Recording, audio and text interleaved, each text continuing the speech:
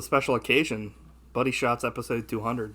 Did you ever think that when we started this, we'd get this far? No. Really? No. What'd you think? Did you just think maybe we'd just be doing them every once in a while? Yeah. And... Turns out I was wrong. Well, it started to become... Because we started this in COVID, essentially. Yeah. And then, because we were doing it from home, and then we started doing it in person, and it became like a weekly thing. It's fun to watch a movie and talk about it every week. Well, I just think it's funny that I can't remember exactly when it became a weekly thing, but we didn't watch a movie this week. That's true. Hey, there's something different about you. Did you get a haircut or something? Yes. Wait. Oh, new glasses. That's it. Wait, that's not it. What could it be? I'd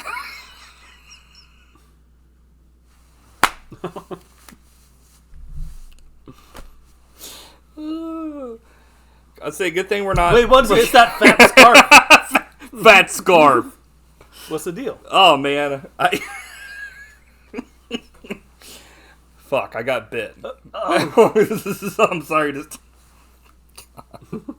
Good thing we're not like part of a fucking comedy act like Three Stooges or Laurel and Hardy, because we instantly fucked that up. Because instead of you saying, what's, something's new about you, you instantly said, did you get a haircut? So it's like, I couldn't say I got a haircut. I was like... Which made it even funnier. It's like that time you said that your dad was like, me and Matt are going to do a magic trick. And it was like instantly like, fuck. I messed up. Yeah, it was an instant fuck off. And no, it's fine. Yeah, I've been bit. So I guess we got however long to talk about this. Before you turn? Yeah, before I'm turning. I just do that. It's like, what? But yeah, this week, for 199 episodes, every single week we watch at least one film and talk about it. But this week, we did something completely different. We talked about the original we talked about it. We read, Jesus Christ, cut, start over. We read the original vision for George Romero's Night of the Living... Dude, what the fuck? Day of the Dead. Maybe I did get bit. Jesus Christ. And wondering, how the hell did they do Yeah, how did we make it to 200 episodes with a lot of editing? No mistakes. Yeah. Those early episodes when we were live, oh my god, dude. Jesus. I'm like, there shouldn't be flashbacks in Indiana Jones. You were like, well, I remember that one specifically. You were like, this is kind of bullshit because there's never been a flashback in an Indiana Jones movie. And I'm like, are you not counting one of the most beloved ones, the last one? You were like, oh yeah. Yeah, you were like, wait a minute. That was one of the only times when I brought up something and you were like, shit, usually I'm the one. There's an uncensored space rant that'll never be seen that was cut at one point. A lost space rant. Yeah. That you were like... But, yeah, throughout the years, Turning man... to Kanye West. Yeah, I was just like, I'm going to start saying... Not Kanye West, Mike Myers. Yeah, I was like... Yeah, I turned into Kanye West and started becoming a complete racist. You're like, you didn't have to turn. But through the years, man, we've, we used to do live, and then we do edited. I like doing edited recording a lot more because when we were doing live, it was a lot harder to kind of, like, if one thing went wrong, it was like, well, maybe we'll just have to cancel the podcast for the week. As far as, I mean, not... Fucking, where's my water? That's it. It's canceled. But if something were to come up, you know what I mean? This, usually now, it's like, if something comes up, we can just move it in, So, that, and we get to add in little skits and stuff like that, which have been fun. Wait, what? We do those for our own Those are all amusements, real things that have just happened. even though we've already talked about it before. But, yeah, what do you think? Those are just fun to do. Like, they're little... I don't know. I have a lot of fun doing them each week. You got the editing chops to you. I'm like, You work your magic? My God. But, yeah, it's just fun. You know, it's one of those things where, like, usually you'll send me a script or we'll come up with an idea. Sometimes it's last minute, but usually it's an homage. Sometimes it's just a random thing that we add in. I think that, you know, hopefully the people watching it like it and they're not just like, click. But, I mean, we do... I don't care. We do this for... We do that kind of stuff to make ourselves laugh, so... And if people like it, hell yeah. But I guess thanks for watching, guys. Usually I do a poll. This time I actually did something a little different. I threw a little hook out there to see if people had like a favorite character from Day of the Dead. And we got some people voting here. I was kind of saddened Bub didn't make the cut. Oh. Nobody voted for Bubbert. Really? Or no, that's not true. I've already started to lie. On Instagram, Sarah won completely for the heroes, and Captain Rhodes completely won for the villains on Instagram. And then on YouTube, it was a 50-50 between Bub and Dr. Logan. Nice. And then for the bad guys, we had a completely Rickles won. A lot of Rickles heads out there. Sorry, no votes for John or Steele. Man. Sadly, I couldn't put everybody in there, and I mean, I only had 3 bad guys because, like, I can't, what can I put, like... Greg Nicotero? Yeah, I'm like, hey, yeah, because there's also McDermott and, like, Miguel and, like, the doctor's assistant. But McDermott's no one's favorite. Well... Not even himself. I would have voted for Rhodes, the iconic. Yeah, Rhodes is the iconic bad guy. Out of all those people, who's your favorite good guy? I'll go with Miguel. I always like... Okay. I think, like, even though I like Bub a lot, like, John is kind of like... He's legit as fuck. John is cool. Yeah. I mean, I don't really my new favorite character of all time is Gasparilla. Yeah, so let's go ahead and get into... The script. So this was the original script for Day of the Dead before massive financial cuts were given to him for this film. You probably know more about this story than I do because you introduced me to the Night of the Living Dead and you know more about George Romero, I think, than I do. Yeah, so back in the day when this was being written, the MPAA was much more serious about trimming movies than it is these days. And when financiers and Hollywood people read the original script, they were like, dude, this is like the most violent, shocking script of all time. This was not releasable. Yeah.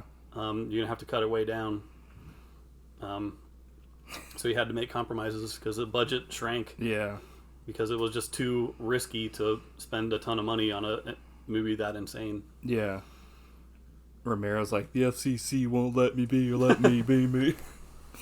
The weird thing is, I mean, I think that's kind of shocking. I mean, coming from, like, I mean, nowadays you look back and you're like, who is, like, you know, big, like, as a horror icon? It's like Romero, John Carpenter, you know, there's a lot of others, but, like... That's why they're bitter old men. Well, it's funny to think, though, that it's like, if it were to be, say, like, Romero was still alive and, like, he were to ask for money, like, I feel like that would be something that would be, like, possibly not as out of control. Like, even if he did a fundraiser, that would be, like, instant. But, like... Times have changed. But it's funny to think that he did, like, Night of the Living Dead and Dawn of the Dead that became, like, cult classics. But, you know, now it's, like, you know, Day of the Dead to think that, like, yeah, like, a script of his ever had to be... you know, cut down. Yep. So I would say he compromised in the scope of the movie, but not in any of, like, the hardcore intensity, because Day of the Dead, as it was made, is still insane. Yeah. There's some stuff in this, definitely, that I was kind of reading, and we'll definitely get into it, that I was kind of like...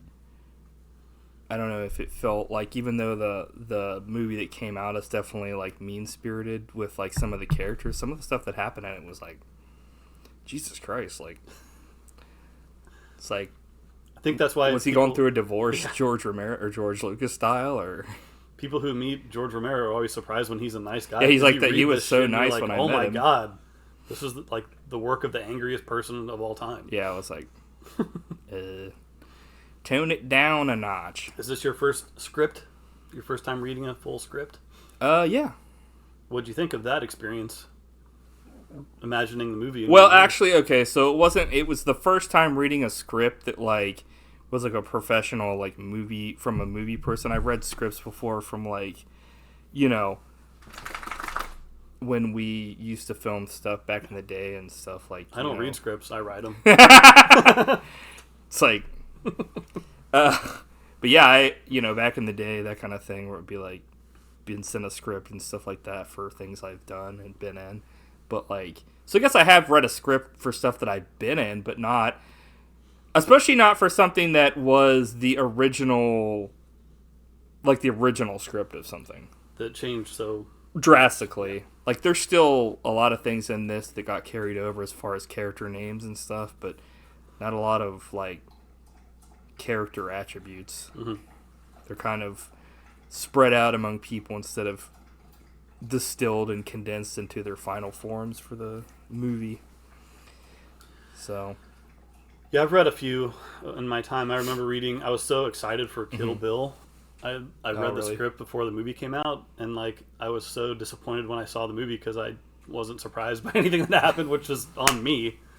But I wished I wouldn't have done that. Yeah, I don't know if I've never read like a script for a film that I knew was coming out. I mean, obviously, I just said this is the first time I've ever read a script for a film that's come out, so I couldn't relate. But I have read... Jesus Christ, why'd I yell there? I have read books that became films before. Like, I read all the Harry Potter books before they became movies, and I understand with the... Not really the sentiment of being, like, disappointed because I knew it was going to happen. Disappointed because things that I really liked in the book, some of the things weren't put into the film. Mm. Like, there have been films where they completely cut stuff out, and I was like, damn it, like, this is bullshit. But then, if I watched it again, I would be like, I'm watching for the entertainment, the film, and not for the script or for the book, because translation doesn't exactly... Sometimes that doesn't work out. Mm-hmm. You have to kind of cut some stuff, and it's what it is. Yeah. Just one more side note that randomly made me think of when I read Jurassic Park, the book, after I saw the movie, and like there's a part where Nedry got his intestines ripped out and eaten by a dinosaur. And I was like, dude, if that was in the actual movie, I would have like shrieked with terror. Yeah, because like that movie was like a horror movie, but it was like a kid's. Kind of like, I mean, so a lot of kids went to see that movie, and there were scary parts and stuff that I was like, holy crap, I'll never forget. But there wasn't ripped off. Yeah, there wasn't like stuff like in like stuff like that'll happen where an arm will show up, or like, I mean, that's really the only gore I can think of, right? I mean, because like there are parts where like people are killed, but it's like Muldoon gets killed like off screen supposedly. Or, like, Dennis Nedry is killed, but, like, a car shakes. So it's not like you see him get fucking ripped apart. Some alligators will jump people, or alligators. Alligator Park. Yeah. Alligator Park. Velociraptors will jump somebody in the reeds. And they'll jump, and then you'll see the reeds shake, and people will be like, what the heck? Like, that kind of stuff. So it's horror, but it's... like family safe horror, if that makes sense. So, but another Jurassic Park's right around the corner. I know. They keep getting better and better. The new trailer, actually, I thought didn't look the worst, but it was. I'm not really like super excited for them anymore. No. Did you watch the trailer?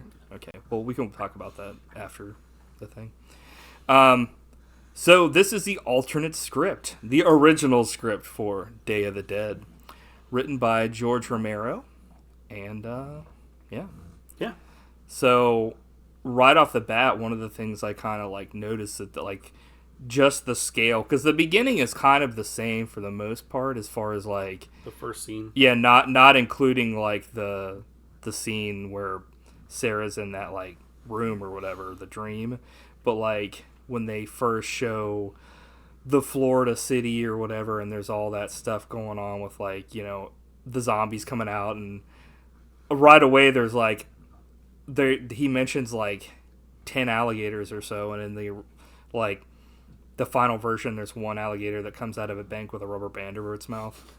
So there's already, like, you know, a lot more scope to this as far as, like, what they could do.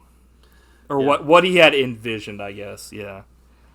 I thought it was cool that he was, like, I don't think you see too often in scripts where, like, he describes how specific shots are going to look. Yeah, with yeah. The one of the zombie that has the opening title. Yeah. With, like, the sun, like, he described it. Which, yeah, exactly as that's it exactly out. ended up like, in the movie as well. Like, quite a vision. with the tongue, yeah. That one was a good one, and I was just like, it was so good that he ended up just putting it in the, you know, the final script, which was, I think he probably thought that, like, it was a good visual and it was a good idea, so that isn't something that really is going to, like, stretch the budget, you know what I mean? But one thing we didn't see was a baby's bones strapped in a car seat. I was like, Jesus! Yeah, they kind of, like, cut back on the the out-of-control stuff like that, like, to the fact where there's, like, no children in the film at all, in the finished film, and, like, there's a corpse, like, it hanging from a noose in the original script, and that's not... Cool. It's like, you know, holding a sign that's like, "Take me, Jesus!" It's like... One of the things that I enjoyed the most was just his writing. Like, the way he wrote was fun to read. Like, he made it, like, entertaining just to read. Like, there was one line that said that when the first zombie comes out, he wrote, "This is a zombie!" Yeah, I was like... Dude, this is the third film. We know what they are. This is a zombie. There are parts that I did write down because I thought they were so ridiculous, like, and I'll definitely, like, we'll talk about it, but, like... It seemed like he had fun writing. Yeah, one of the things that is definitely different here at the beginning is that, like, there are people on this boat instead of a helicopter, and there's 3 men and 2 women, and it's Tony, Miguel, Maria, Sarah, and Chico, and in the beginning of the film, it's John, McDermott, Miguel, and Sarah, and those characters, spoiler, do show up in the script to a degree, but, like, they've kind of, like, compacted those characters, whereas in this, they're, like, there's a ton of fucking characters in this film. I thought there were too many, but it's hard. Yeah, I was thinking that same thing. It's hard to be objective about it since we've seen what it turned out to be, and we love that. Yeah. So I'm trying to be objective. Well, to me, the only thing is, like, when I have to kind of remember who is who, that's when there's possibly a problem. Like I was like, I mean, having said that, people do get fucking killed, like, pretty quickly in this. So I just thought there were too many characters, and it's a short script. Like, it's only 90 pages. Yeah. Like, I think he was trying to make it, like, as epic as possible. Within the 90 minutes. Yeah.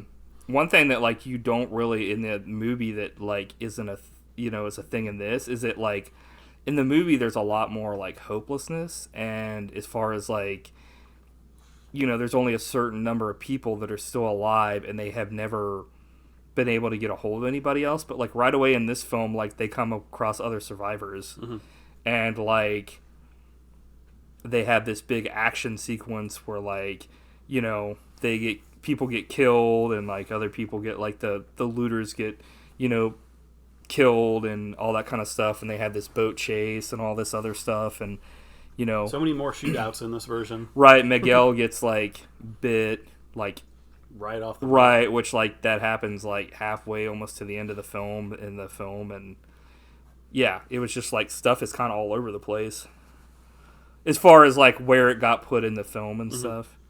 But I just thought that was interesting that, like, in the original vision, there was, like, a hope of, like, other people being out there, whereas in, like, the film, it's, like... It feels like this is the very end. Yeah, like, it's right. It's, like, over. bleak. It's, like, really the only thing. They start off kind of being, like, let's try to, like, at one point, cure it, and then, like, being, like, well, maybe we can, like... Dr. Logan's like, well, maybe we can, like, train them to, like, not kill us. And then eventually John is just like, let's just go and fucking live the rest of our lives because that's all we have left, really. Yeah, I'm glad you mentioned that because I didn't really think about that until now. It's like, it's way scarier to think that you might be the very last humans. Yeah. As opposed to knowing that there's like a bunch of cities out there with. Yeah. Like, I mean, I'm not trying to like already like knock the script. I just like the way that the movie came out, where it was like, it went from night where things were kind of like avoidable and you could, like, people could just literally walk past the zombies, to like dawn where things were, there's still people around, to like day where it's gotten so bad where like they go out on these raids and they've never ever heard anyone back and stuff like that. One thing I do like that like is in the movie that like in the script that they talk about is when they go to the city to like use the bullhorn and be like hello, and which is in the fucking script and in the movie with Miguel, is that there's literally it's like, you know, he describes the roaring of like the undead and stuff like that, and not the roaring, they're not like Arr. They're moaning. Yeah, they're like, it scares me. It's like it rises till it's like a deafening scary stuff. Yeah, and then they're like, let's get the fuck out of here. But they also, in this version, Miguel is still the same kind of like he's kind of on the edge of fucking going insane. Oh yeah. Yeah, so his character gets progressed a little quicker than in the movie, but there's a cool line where they were trying to convince Sarah to leave Miguel. Yeah. And she says, "Help me or die." Yeah. Great line. Cut. You should just say that in your everyday life at work. Send an email, "Help me or die." I also thought it was cool that we got to see a zombie eat Miguel's arm. I always wondered what happened to that arm. It was an army suit. They just kind of like walk through this. Yeah, by the time like where they do it, by the time that like the zombies get in there, it's like they're kind of gone by the time the zombies kind of meet up there, or not meet up. They're like, okay, we're meeting here. The attackers are grinning like old-fashioned pirates as their guns chew up the dock. I was like, I like it. It's like some of the stuff I was like cracking up, like, what the fuck? Yeah, right off the bat, like Tony gets killed. Yep.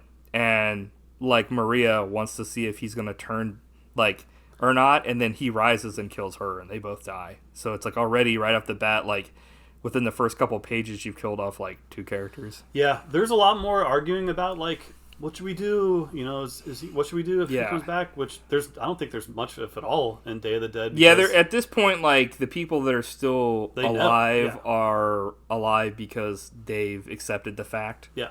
That like, or not accept. I guess they have committed to the idea that like, if someone is bit, they will eventually die and then turn into a zombie. Whereas in this, there's a lot of people that think that, but like there's also still a lot of people that are like I think they're convinced, but they're also, they have hope, and like the character John, when he shows up later, is like a religious character almost. Like, I mean, he's not completely like, I will, like he'll fight, but like he's I don't know what the word is, like he's very on board with the fact that like Maria, you could pray and possibly the person would not, they would still be dead, but they would like just not come back, because they believe it more to be like a curse than Turns like out he was right. It turned out he was right. I'm gonna praise John's character in this song. There's a lot more religious stuff in this movie than what turned out. Which that's like an interesting I thought so too. Aspect of it. Tony eats Maria on boat in Night Attack. Miguel Maria's lower build, where to find her. The madman's glaze is wet in Miguel's eyes again. A grin curls his mouth into an odd shape. I'm like, Jesus. Go on. Yeah, I was like, oh. His descriptions of the violence is like super disgusting, and like way more specific than it probably needs to be. Tone it down. Like, Jesus. Also, like in this version, at first, like Miguel is kind of like a movie version of Rhodes, because he's like unhinged and stuff, but like then Rhodes does show up in this, and it's like, I guess we'll get to that, but they get to the Gasparilla's Island, which like it's weird at first because it's like named that, but then you're like, what the fuck are they talking about? Because he's not talked about till like later on in the fucking script, so it's like it's weird to be in on the know of something you don't know about yet. But a few times he would write like, we'll learn more about this later. Right, yeah. I mean, that's helpful for sure, but like just to be like, outside day, Gasparilla's Island, and I'm like, okay, I guess that's just an island. But it turns out to be much more. There was at least one time where he described a cut, which I thought was super interesting. But like we cut between this and because it's like at the end when like action is cutting between stuff that's happening or whatever. Page 17, we get our first look at what seems to be military coming above ground, like in the film, except like with way more men, and like they're commanding like 3 zombies that are like that have been trained. It's like the bub aspect is like ratcheted up to like 50 in this version, in the original version, which is interesting. And they're like trying to train like zombies that are, I guess, like in the jungle that are still feral, because they line up to take food, like from the scientists, and it's like I don't know, it's very like almost like, I don't know what the word is for it. It's just like it's like, I guess, obviously like it's unnatural, but it's like it's weird because in this version Rhodes is almost like Dr. Logan to a degree. Because there is a scientist that in this that shows up later, but she is not like unhinged. But like Rhodes is, he's kind of like, this version is like Rhodes mixed with Dr. Logan, because he is trying to essentially take these zombies as his own personal army or whatever, and like securing his place in like essentially what is like the Fallout games, like the Fallout shelters. And that's kind of like, that's what reminded me of, what I thought of when I thought of this was like, this is like the original Fallout shelter from those games, is like, these people that are living their life like without a care, meanwhile like hell is happening around them, or well above them, or like Rapture from BioShock, where like, shit will eventually hit the fan. He ripped off those games.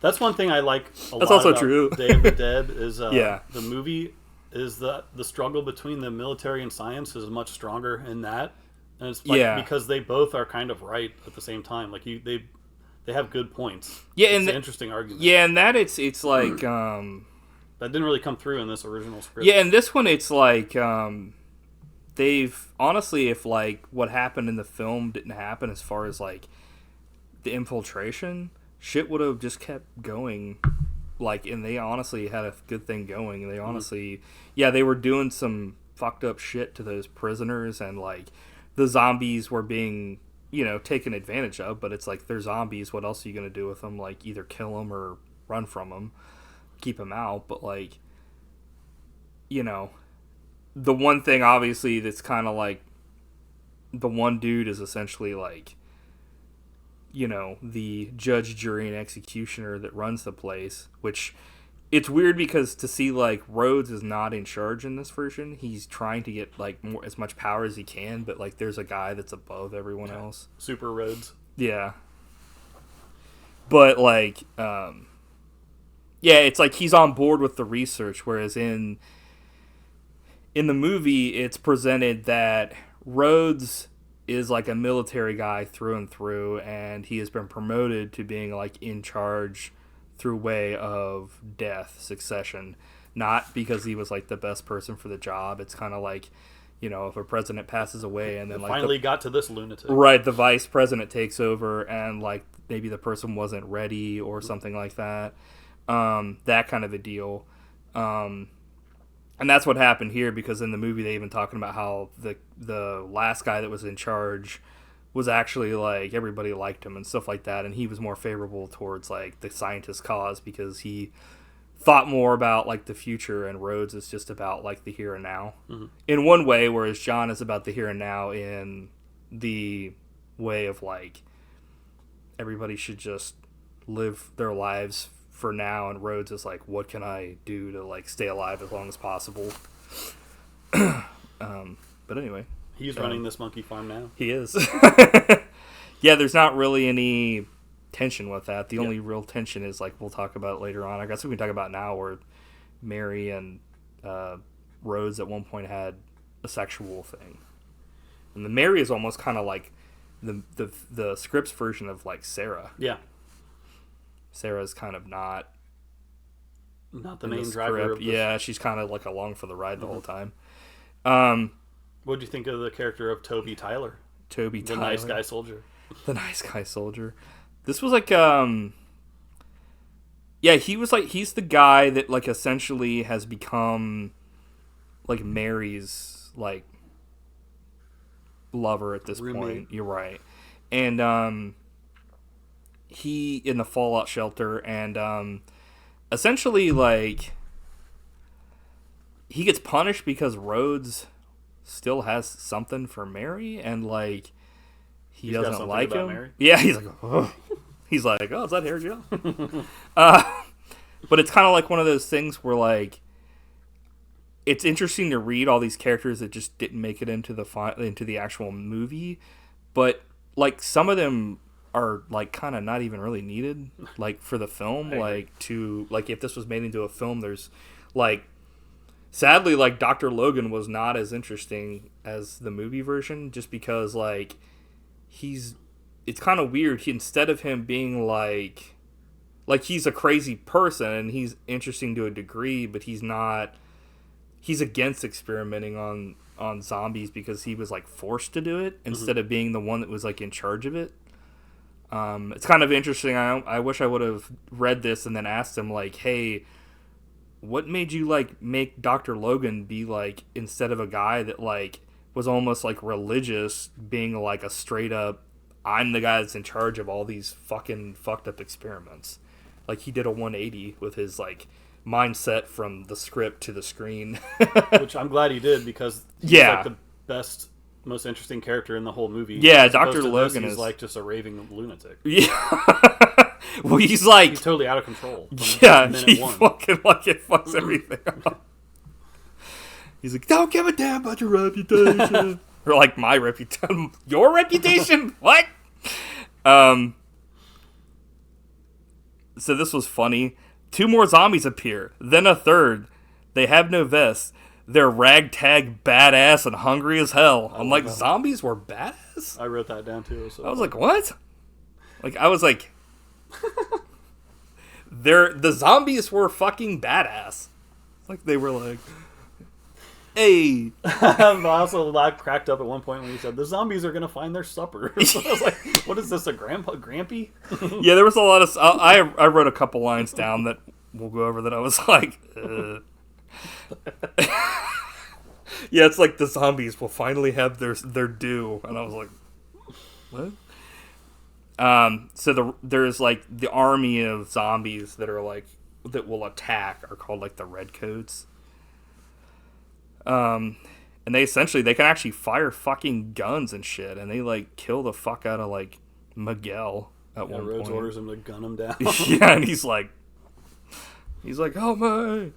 Rhodes is like, that's it, you worm-eating slime, you foul-smelling pus-faced maggots. I told you I'd find you real action. And I'm like, he told the zombies that they'd find action? I doubt that they fucking like know what that means.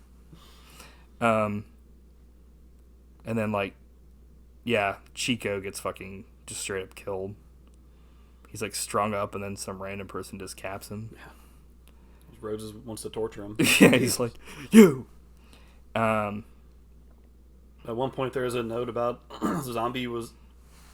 vultures were eating a zombie's feet. Yeah, and I was like, they were eating like dogs. Yeah, I saw that same thing. The vultures ate his dead ass up. Yeah. They were like, rock and roll McDonald's. It's like, what? Page 30, we've got other main characters from the film, John McDermott, and a new character, a deaf mute nicknamed Spider. She's kind of like a resistance like fighter along with John McDermott. And like, it's funny because in this version, I also would have liked to have read this and asked them, like, what made you take John and McDermott and flip them from being like total like we're resistance fighters to like against like Rhodes and stuff to being like apathetic as fuck. Mm-hmm. Like they did their job and then would just go off to their like just townspeople. Yeah, it was like they didn't care in the film until they had to get involved, whereas in this it's like they were involved until like they were like, that's enough. Interesting stuff. Spider, like, it's kind of an interesting character, like a character that can't speak or hear, like they have to do like sign language and stuff. Kind of reminds me of like a, you know, a small petite, maybe like a woman in a resistance, like a French Foreign Legion fighter or something. But like, I don't know, like I felt like that character didn't have like, I mean, they did have some stuff to do in the film, but like, I guess it probably would equate better on screen because a character like that literally has no dialogue. It's like, they do this, they do that.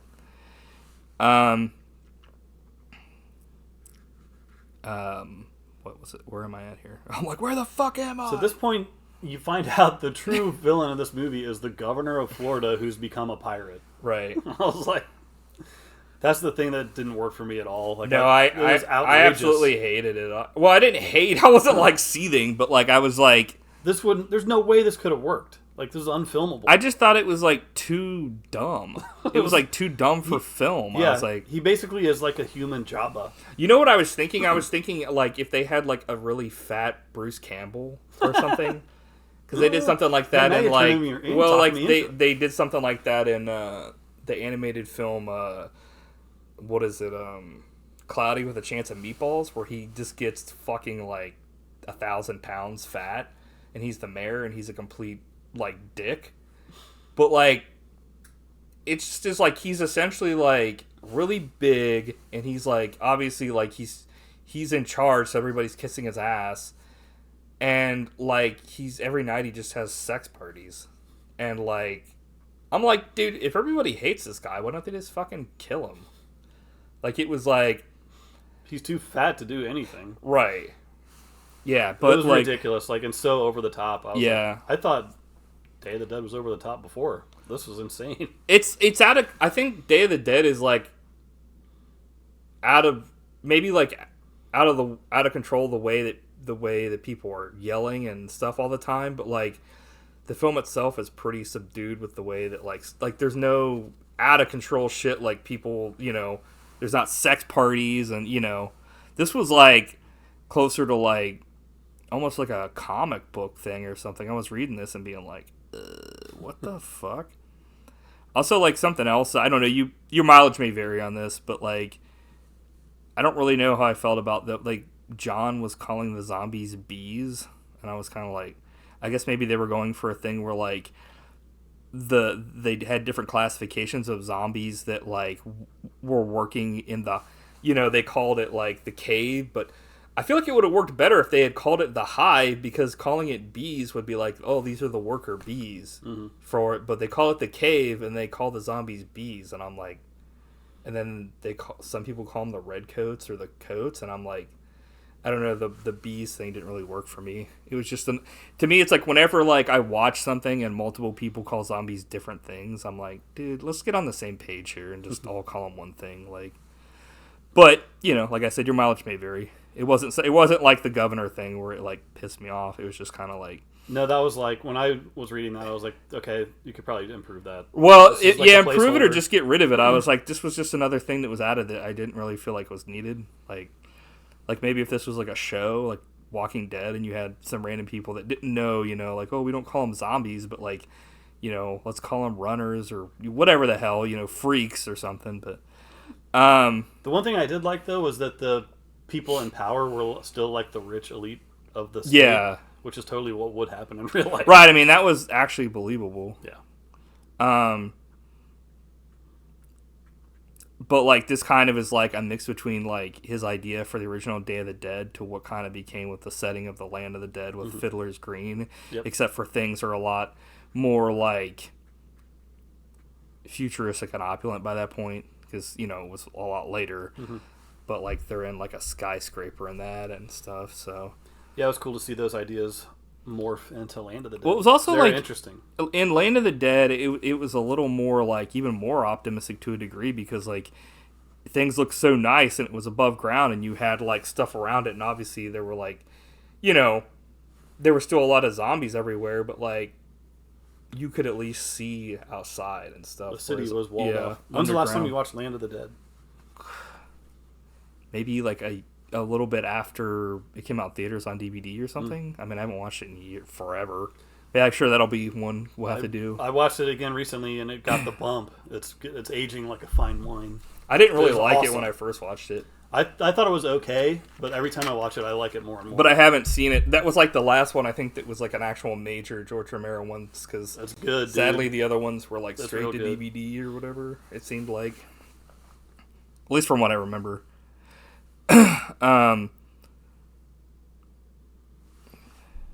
So, like, there's a thing where, like, if you're not wearing a vest, the zombies will attack on sight. And, like, there's a part where, like, they only have enough vests for, like, a certain number of people. And so Sarah has to, like, hide behind them. But then the zombies, I guess, see them anyway and attack. And that whole thing happens. But that's kind of, like, an interesting thing where, like, if shit were to break out and, like, I guess the zombies were to see, like, someone not wearing a vest, they would just kill them. Mm.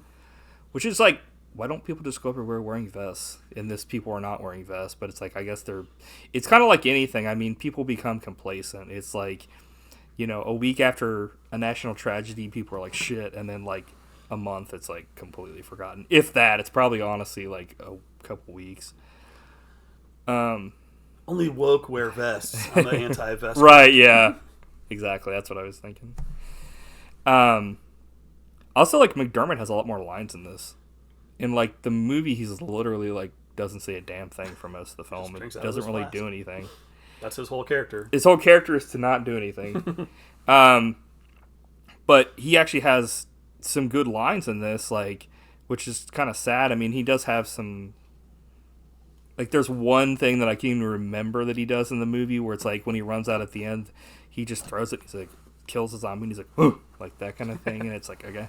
But, like, in this, like, McDermott trots up behind Sarah, or beside her. He takes a huge swallow from his flask, and then, like, she, like, is like, it's empty or whatever. And he's like, sorry, guess I don't know my own strength. I was like, that was a good line, but it's, like... Sadly, I don't know, like, I don't know, that just wasn't used in the film, and I feel like that could have worked in the film at one point, just as a small little thing, but McDermott and John show up to these meetings, fly Sarah around, and then they'll just fuck off back to their, like, you know, little house. The Ritz. Yeah, and then they'll, like, you know, kind of, they're more in the later half of the film, but, which I guess kind of, like, it works for that because, you know, if they're throughout the film and then you're like, oh, they were so active, but in the movie they're not as active, and then they become involved and they have to be active. So, they're, like, monitoring everything in this. This is, like, you know, showing the zombies, like, being trained. Like, they see a video screen of, like, you know, a vest not being shot, and then, like, someone without a vest being shot, and they're like, that's how they're being trained over and over again. They're also trying to, like, train them on alligator meat instead of, like, human flesh, and they're not having it. Every time they try to eat it, they're like, spit it out. They're like, fuck.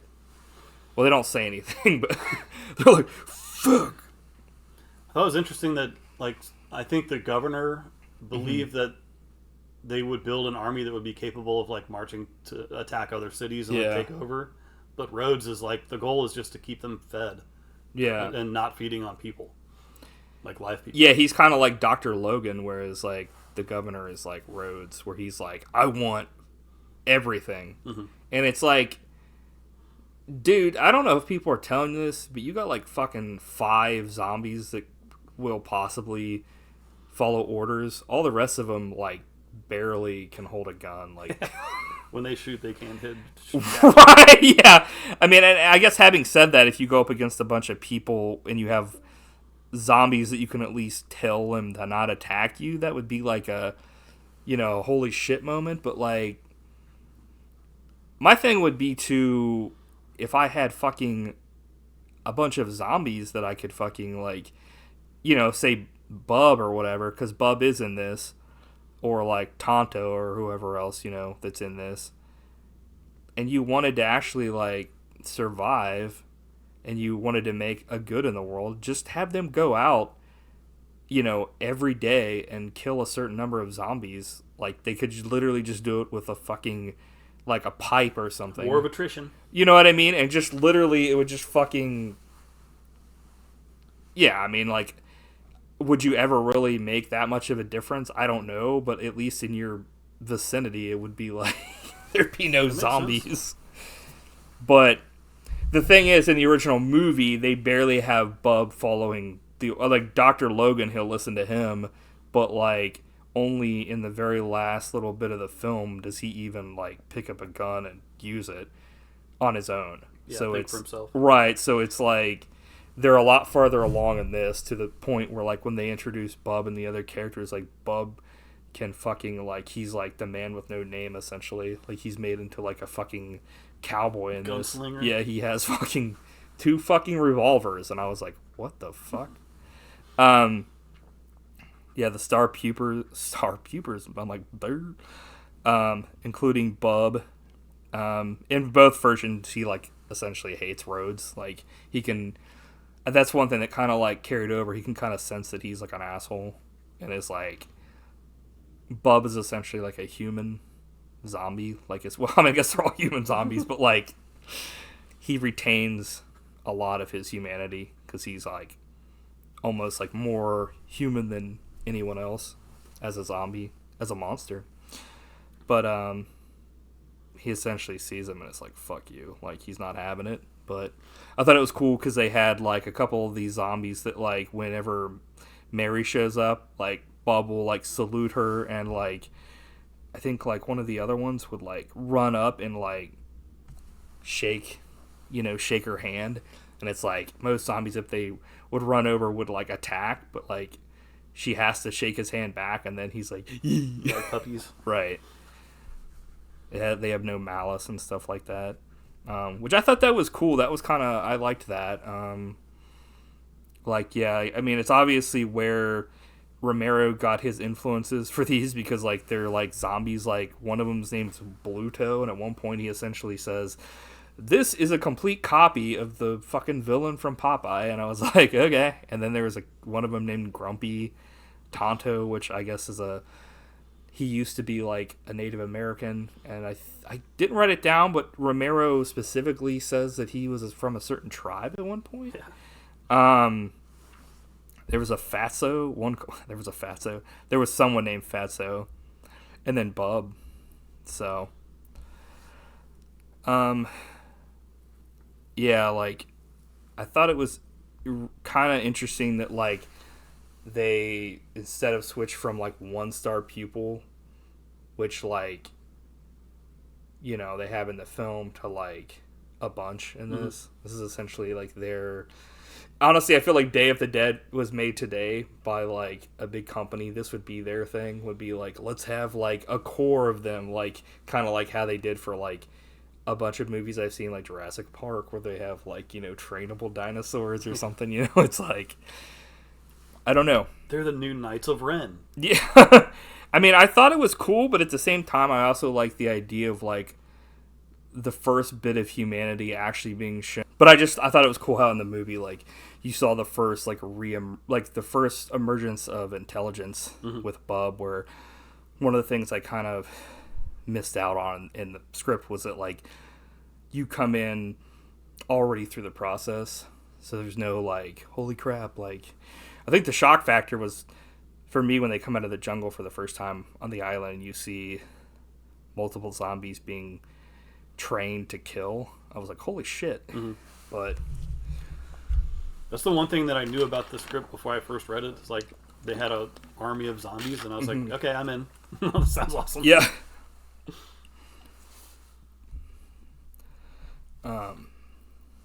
So in this version also, like, there's essentially like a Fallout town that's like Stalag 17. Yeah. What do you think of that? Yeah, I mean, it was like, I guess it's where all the people that have crossed any of the people in power go, essentially. Like, if you cross roads, or you cross the guy in charge, or this or that, you're going here. And essentially, you know, yeah, in this, they do show that Rhodes goes in there and kills people for, like, food. Well, I mean, he doesn't eat them, but, like, he uses them to feed the zombies. But, essentially, people are sent here to die, because they go in here, and unless they're like Tyler, where they're just punished and brought back, possibly, like, they are given, like, you know, all the sex and all this stuff they could want. And it's essentially just to filth. Die. They're just sent there to, like... Yeah. Essentially, they're sent there to be like, I don't care, and then just waste away. Yeah. And that's demonstrated when we see a hairy fat man wham bam bamming a whore. I wrote that down. And she looks at one of the characters and is like, and I was like, this, I can't think of anything much darker than that. Oh, and she had heroin needles sticking out of her arms. It's like, George, you're going hard. Yeah, the wham bam bamming, I was like, wham bam bam. What? You can't just say they were having sex? Like, he, like, wrote this for kids, but it's not for kids. Like, what? Wham, bam, bam, thank you, ma'am. So then we didn't say thank you. Yeah, he was like, So we get introduced to some more characters. Lukey, Dr. Logan, and a Nordic type named Diesel. Which I was like, they're part of the Resistance as well. Yeah, like, it was interesting to see, like, McDermott and Dr. Logan interact, but it's not the same Dr. Logan from the movie, so... No. That was something... It was cartoon character. You didn't really see in the movie. Like, Dr. Logan only really interacts with Bub, Sarah, Rhodes, some of the other... A couple of the other characters, but, like, he doesn't really say shit to fucking McDermott or stuff, like... So... He doesn't have time. Well, to suffer fools. McDermott doesn't come over and say shit. He's like, I don't say shit! McDermott comes over and he like, essentially refills his brandy eagerly. Yeah, and Sarah gets brought into the fold, and Logan's like, how do we know she's okay? And then he's like, how do we know she's okay? He just keeps, like, repeating that. It's like, this is a character that's, like, Logan, if he had, like, no intelligence... Because he's like Dr. Logan, because he's completely gone. He has no, like, redeeming factors to him as far as, like, except for that he's, like, a really good, like, doctor, like, surgeon and everything. And, like, he's very, like, if he had, like, I guess, went on a different path, he would have been, like, doing great things. But, like, this world has, like, pretty much fucked everything up. So he's, like, barely holding it together. Yeah, well, actually, he's not holding it together at all. That's the only similarity is, like, he's so driven, like, he becomes a mad scientist almost. Like, he stops doing, like, cleaning up after himself. And like...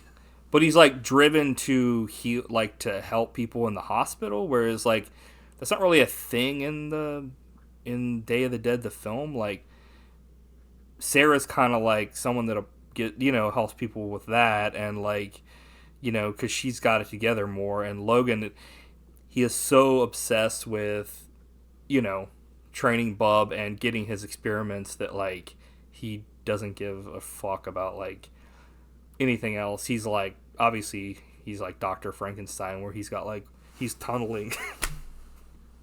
He's not tunneling. He's like, I'm tunneling! Help me, I'm tunneling! I'm tunneling!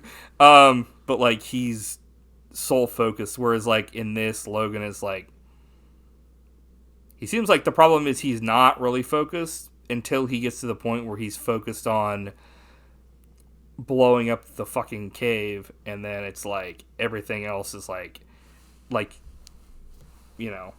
goes out the window, like his higher brain functions go out until he's being fucking ripped apart.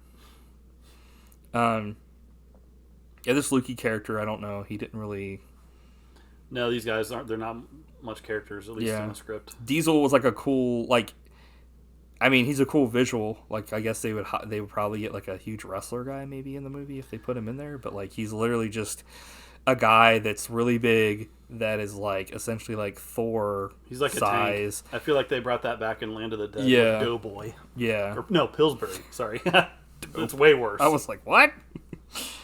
But like, he's just like a guy that's really big though, like a muscular dude that like his thing is he helps, Logan out. It's like, okay. It is kind of weird because like it's shown that like Dr. Logan is quick. He kills like a zombie before it like bites him. He's like stabs it like a bunch of times. It's like he is quicker than a rattlesnake, and I was like, so like he's got something, but he's just yeah. He's running on instinct. He's got something. He's wrestling on instinct. Oh man.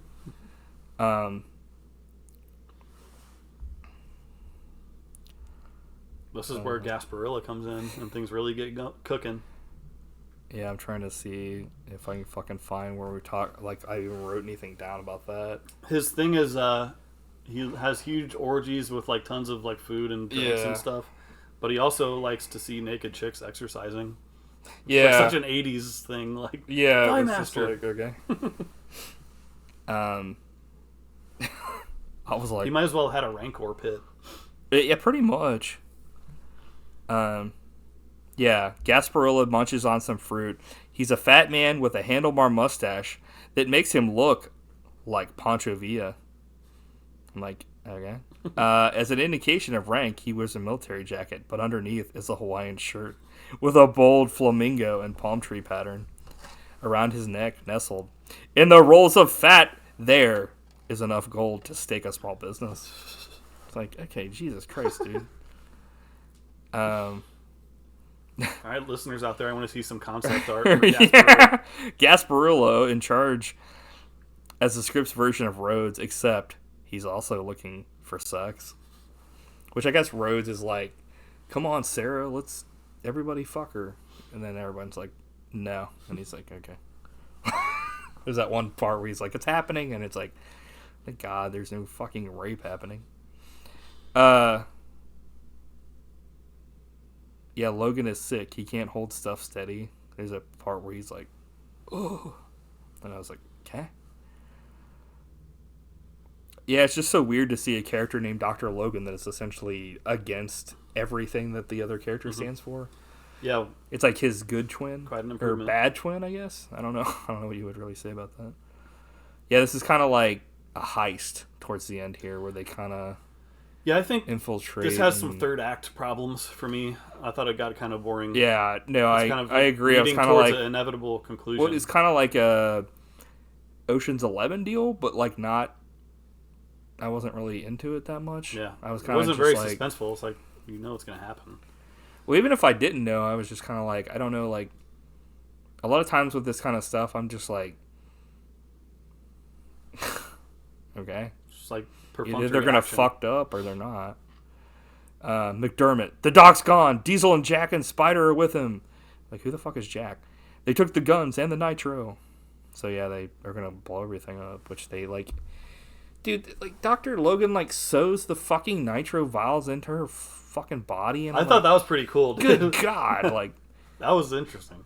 Turns it into a human bomb. I was like, it makes like zero sense. Yeah, the plan had like 0% chance of working. Yeah, it was like, dude, the risk factor is off the charts. I wonder if he consulted, what's his face about this? Like, what's his name? Freaking Tom Savini, since he had been in war. I don't know if Tom Savini though ever worked with Nitro, but I always thought that Romero like let Savini come up with all the gags, but he like writes specifically all the violence. Yeah. And this was like, whoa. Well, he's probably like comes up with it that he's like, can this be done, or how can we do this? Mm-hmm. You know what I mean? Or like, what would make? He probably tweaks it and is like, okay, well, it would make more sense if we did it like this from a perspective. You know what I mean? Lukey, of course, this is like the way like this fucking dialogue. Oh me, you ain't gonna believe this, neither. You ain't. I swear. They put into Spider's body. I was like, You don't have to have a character that talks weird in your fucking movie or script, George. The doc, he cut up Spidey here. And I was like, is this like fucking Little Orphan Annie or something over here? So like they get in, but like the doors are all opened up. So this is like the thing in the movie where like Miguel goes and like essentially gets on the elevator and is like, take me! Mm-hmm. And fucking when he dies, the fucking elevator drops and Rhodes is like, so like that's when essentially everything goes to shit because all the zombies get in. That's kind of what happens in here. Mm-hmm. Except for it's like on a grander scale because they have way more entrances and they're all coming from like every direction, which I was like, how did the fucking heroes get out? Yeah, I mean, because they never come across like zombies at all, and I was like, they talk about how in every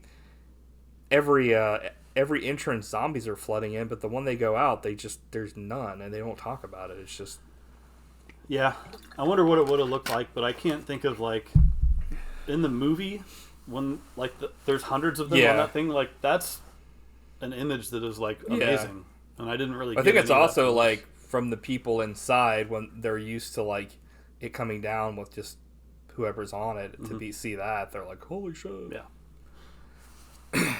Whereas this, it's like, I think it would be like holy shit, but like to the audience. Obviously the people, also like there are characters that just get like killed fucking in horrible ways that are like Julie, this assistant of Mary, gets fucking ripped apart, and then like Dr. Logan gets ripped apart too, and like people are just getting ripped up. Like fucking Diesel gets ripped apart. It's like, okay, so these characters are all just getting fucking killed, and it's like I feel like the good guys suffer way more than like the bad guys, because the bad guys it's barely talked about. Like, you know, like when the main guy Gasparillo or whatever, he gets killed, but it's like his arms and legs are sticking out and they get eaten, but he doesn't describe him being ripped apart. I'm like, okay, like that's something in the movie that was like so satisfying, is that like Bub essentially runs Rhodes into a fucking exit that has zombies that rip him apart, whereas like in this it's a cool visual though. I thought that, you know, Bub fucking essentially like, you know, like high noon standoffs on him. Yeah, he like high noon standoffs and then fucking blows them away with 6 bears. Somehow he says he unloads them all at once, and I was like, what? He unloads both 6-shooters onto fucking Rhodes at one time, and I was like, Bub is dynamite. Yeah, Bub is like, this is like Bub, like he's like the Annie Oakley. He's like zombies. 5 years after Bub. He's like, you're fucking fucked. I'm like, no. So I thought it was weird. A bunch of random just kids showed up, and Mary had to save them. With like a nun or a nurse. But this part, the Red Coats saved them. We might recognize Tonto, Bluto, Samson. We certainly recognize Big Bob. Like, if you're watching the film and you've seen these zombies, you would recognize all of them. Like, I'm watching this film, and is that Tonto? I don't know. Wait, is that Bluto? Oh, that's certainly Big Bob. It's like, what? Good thing he reminded us in script form. Right. I definitely knew that was Big Bub. He's like, Big Bub. He's like, Big Bad Bub. Can I read the best line in the whole? That you liked or whatever? Yeah, go for it. This is it, gore fans. Yeah, I had that too. The gross finale. The intestine tugger. I was like, what? That's awesome. I give it a 9. I give it a 9.95. I was like, it's an intestine tugger. I was like, this writing.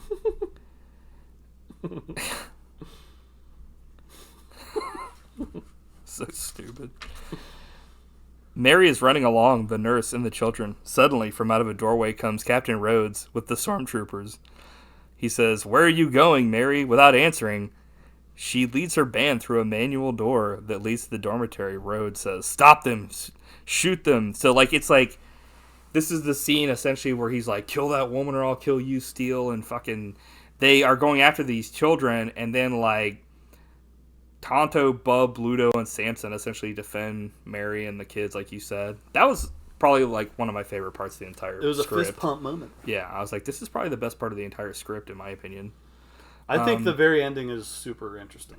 It's interesting, but it's not like my favorite part. Yeah. Like, it's thought-provoking, but like, I thought it was interesting where like, or I thought it was cool that like they saved them, but like, I don't know. I guess I can talk about it now. I was a little disappointed there wasn't more like of them kind of like doing their thing, like the zombies. They were kind of not in it enough. Like, they're here and there, but, and I kind of had a feeling that was going to happen, where like, you know, she would go and they would defend him, but like, I don't know. I guess my idea one of these would be like the fucking zombies go with the good guys at the end. They get their own spin-off. Well, they just go with them and fucking protect them. Why wouldn't you take them with them?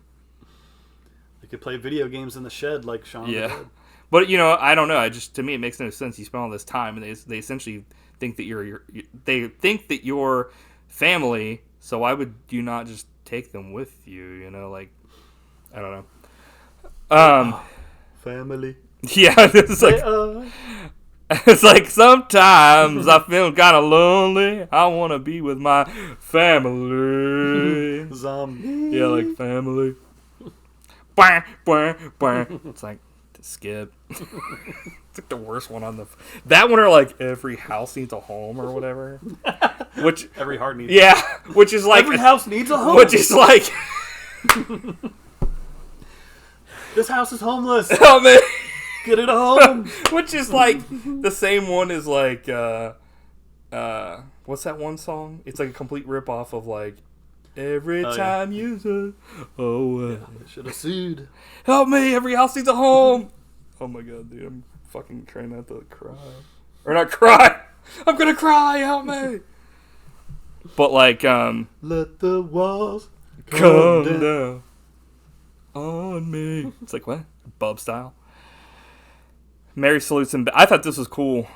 They salute, and then like she's crying essentially. Mm-hmm. It's like, dude, fuck this. Have them go with him. This is so dumb. It looks like the knight from Last Crusade. He's like, bye. Yeah, and I was like, he gets fucking crushed. Like, fuck this film. Gasparilla backs across the floor, his blubber bouncing. He has a tattered piece of the vest clutching in his hands. He was clutching at the sheets. He tries to spread it out on his chest, but it's too late. The zombies are too hungry, much too hungry. All over the room they strike. This is it, gore fans. The gross finale, as you said. The intestine tugger. The zombies get their supper. They feast among the pillows like Romans at an orgy. Music still plays over the gymnasium speakers. Rockabilly in a gleeful tempo. It's like, what? I'd like to see Jesus. Yeah, so they essentially Miguel hasn't risen. Yeah. Wait a minute. He's Christ. Wait a tick. He hasn't risen on the 10th day. Yeah, that was like probably besides like the beginning where it was like kind of like shocking where it's just random zombies that are being trained and stuff, and it wasn't Bub. I was like, this was like the big shocker for me. I was like, wait a minute, what?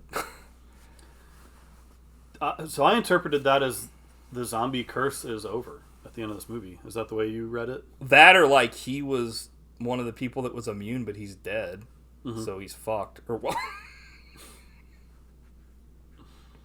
They're fucked.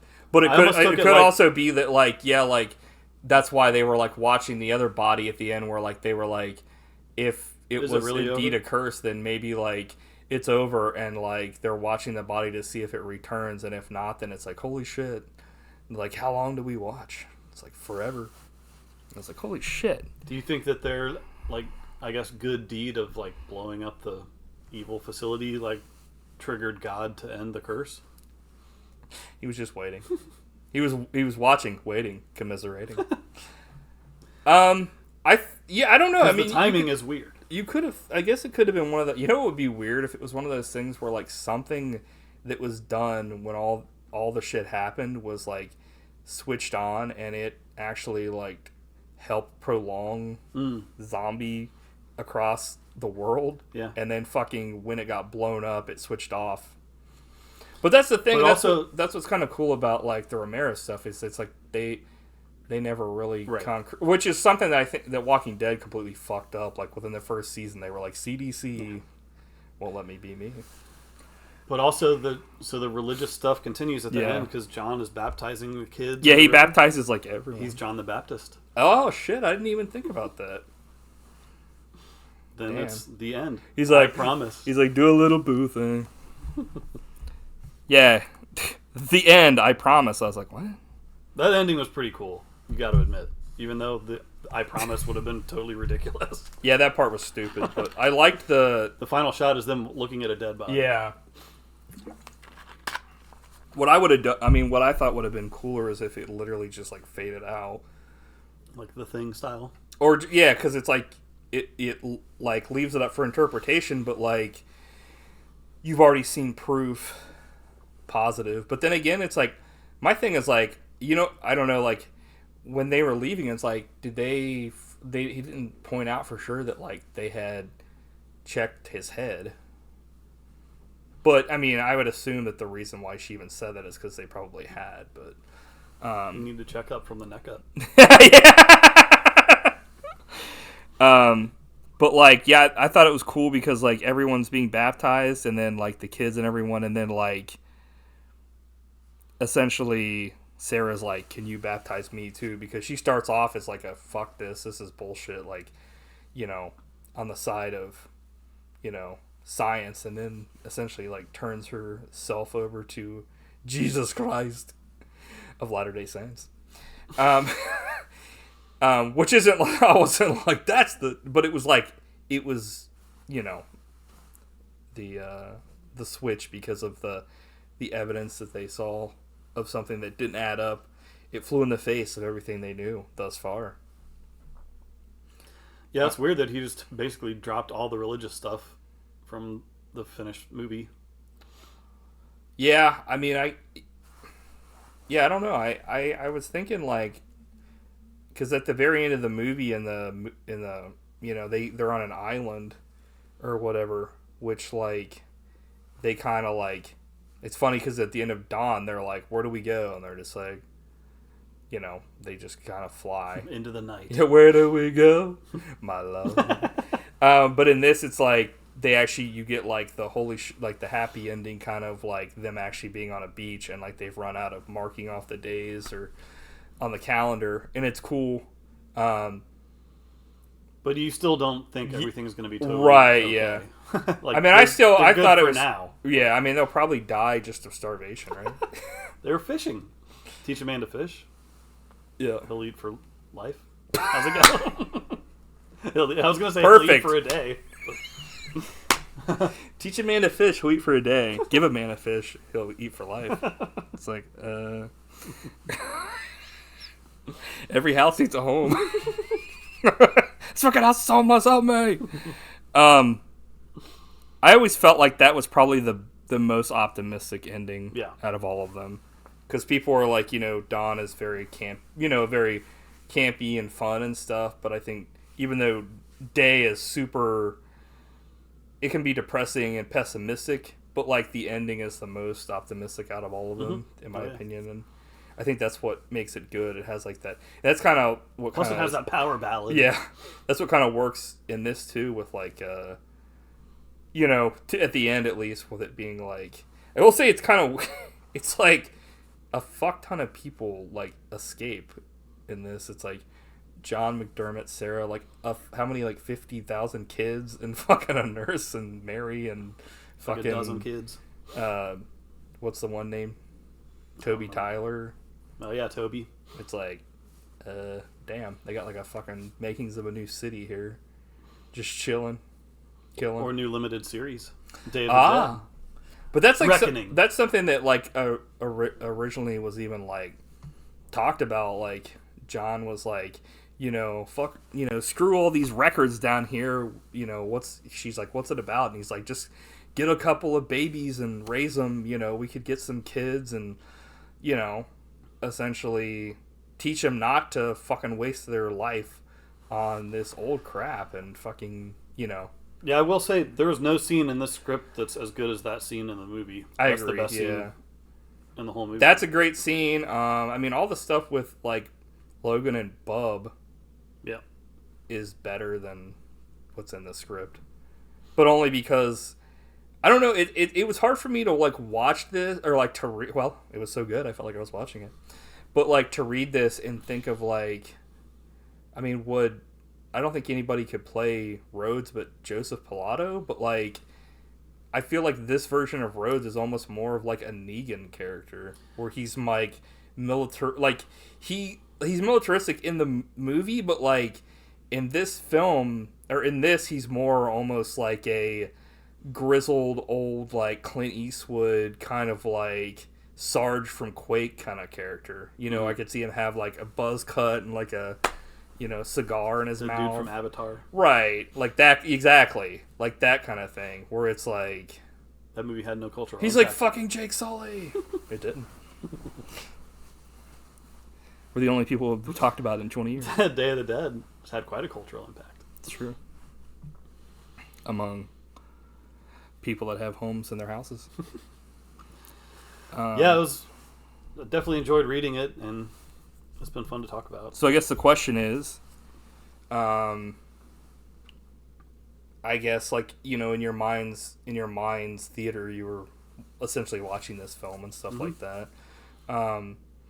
My conclusion is like I think the movie is turned out better than what's in the script. But if I had to do it all over, I'd be like, expand the script to like 300 pages. Yeah, like, there's enough there for like to make a 3-hour movie. And maybe it could have been like a crazy epic. Yeah. Because Day of the Dead's pretty stripped down, lean and mean. Yeah, it's down. It's also like, how long is it? It's not like... I don't think it's that long. I think that's why it's good, is because it's... 100 minutes? Yeah. It's one of those deals where things go so quick, too, and it's like... I mean, there's not a ton of action, really. I mean, there is, but it's not like this, where, like, in the first little bit, there's, like, a endless gunfights, action scene, and I was like, okay, this is not my thing. Mm-hmm. Only because, like, I like the idea of, like, no other survivors really being there. Me so too. For them to run into that, and then they run into the cave, and there's, like, all these people in a fallout shelter, I'm kind of like, that kind of, like, defeats the purpose, in my eyes, of... that, but obviously that's a completely different film he was looking to shoot. It was Land of the Dead, essentially, and Day of the Dead became something else out of necessity. I don't know, like, who knows, because it's a completely different film. I mean, I guess it's kind of like Day of the Dead versus Land of the Dead. Mm-hmm. What you like more? I mean, obviously there are different things in it, and but like, there's still a lot of the same kind of elements peppered throughout. I don't know. It's hard because I like Day of the Dead so much, the movie, obviously, but like there are things in this that are cool, like the end. Like I like the couple of zombies that like Mary trains, and I don't know. Yeah. might be it, honestly. Yeah, I didn't hate it. It was just kind of like it was kind of. It's like a lot of the stuff was undistilled. It was like pure raw energy of someone writing a script before. I mean, if this was made into a film, I don't think it would have been. I don't know. It's funny because online, like throughout the years, like I have heard people say like, man, the original was so epic, and if they had made that, it would have been so much better. And after reading it, I'm like, I don't know about that. I don't think it would have been better. I think people were just hoping for something that would have, and I think I've even heard people that we know say that, oh, the original was, would have been so much grander, and it would have been grander, but like, that doesn't mean it's going to be better. I mean, like, I think that's why it turned out so well. Definitely would have had way more action, which I don't think is what we're really going to these movies for, and like, isn't what's best about. Yeah, it's kind of like trilogy. Star Trek. Like, that's why like the films are. Some of them are really good, but some were like, because they're like not great action films. Cool, more shootouts, nice. Right, whereas like, most of the 99% of the good episodes have no action, and they're all about morality plays. The ideas, and that's what Day of the Dead is. It's a morality play to the nth degree, and there is action at the end, but that always happens in these films when the shit hits the fan. There's action when it's a necessity, not when it's like, well, we got half an hour to fill. Let's have a huge fucking shootout for no reason. I'm like, dude, time for another set. I'll just go to stickgrappler.net for that. Get them sticks. Like, I'm not going to like, watch like a Steven Seagal film or, for a morality play, but I'll watch one of his films for fucking action. Like, you've never seen On Deadly Ground, then? Yes, I have. That's the ultimate morality play. The ultimate waste of fucking the audience's time. Take of all the plankton. But like, you know what I mean though, where it's like Romero does the character work and the morality play best, and I think that's why. I mean, I'm sure he would like hate to be put up against like, you know, I guess like Walking Dead, obviously, but like Walking Dead took all their best stuff from fucking him, and like as far as like the morality play is so pissed, right? But like that's the idea of the morality play is the best part of that. It's the characters, not the fucking zombies. Like the zombies are like the reason why this is happening. They're not the whole reason for it. That's why like so many zombie films turn out the way they do, with like, you know, a bunch of action and a bunch of zombies, but the characters, no one gives a shit if they live or die. And I kind of got that feeling a little bit in this, where I was just like, yeah, there were lots of dead meats. I was like, I don't really care if these people live or die, because there are certain characters. I wanted to see Mary escape with like her boyfriend Toby Tyler, but like only because I wanted like someone to have like a happy ending in there. Cool, we man. Covered it. That was awesome. That's our 200th episode. We laid this body to rest. We did, and hopefully you guys join us for our next 200 episodes here on the Buddy Shotz podcast. I'm like, can I get a measurement over here? So how long do we have to keep doing Buddy Shots? Forever, buddy. Forever. Till it turns to dust and blows away in the wind. Take me to the world inside.